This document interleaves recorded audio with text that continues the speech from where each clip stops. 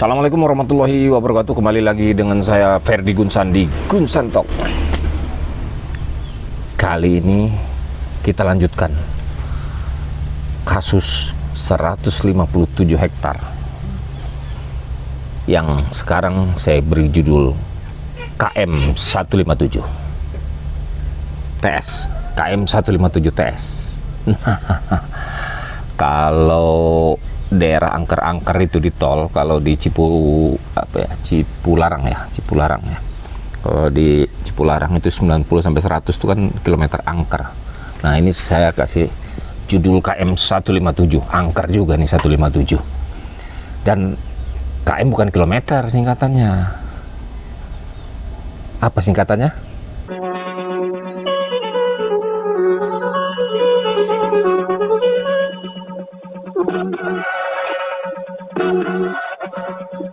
Kerjaan maklar. Nah, pemirsa Gunsan Talk, saya dapat kopian peta.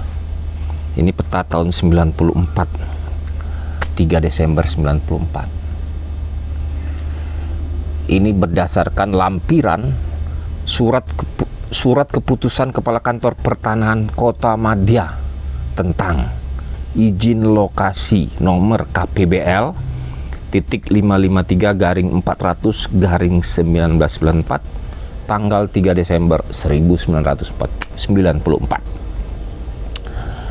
Pemirsa, apa isinya? Areal yang ditetapkan untuk pengembangan usaha kepariwisataan atas nama Yayasan Bakti IMI Lampung di Kelurahan Beringin Raya saat itu, sekarang Sumberagung, Kecamatan Tanjung Karang Barat, masih Tanjung Karang Barat, Kota Madya Bandar Lampung. Dulu masih ada Kota Madya namanya. Luas 157 hektar. Jadi cocok KM 157, kerjaan maklar 157 hektar. Nah, ini skalanya 1:25.000 ya.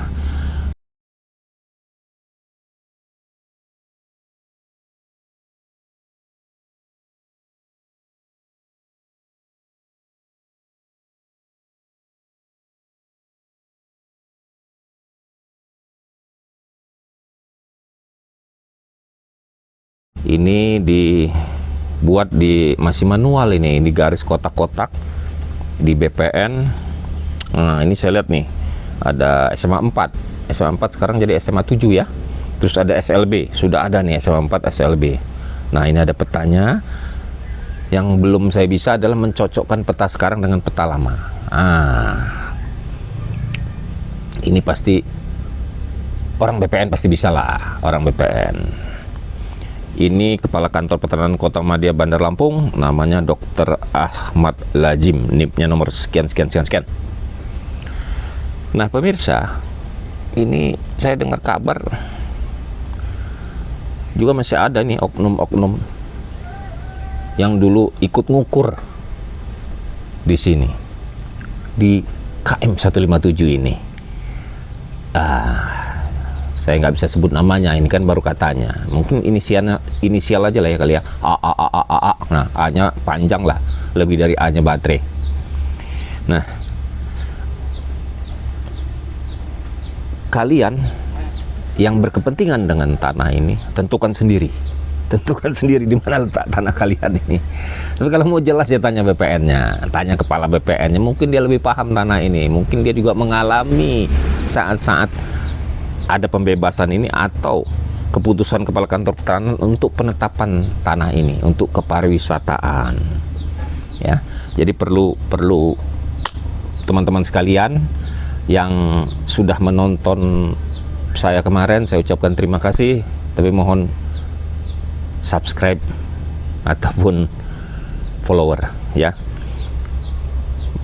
Kemudian ini peta tahun 1994 manual. Jadi tentukan sendiri wilayah kalian ada di mana, atau tanya tadi saya katakan tanya BPN.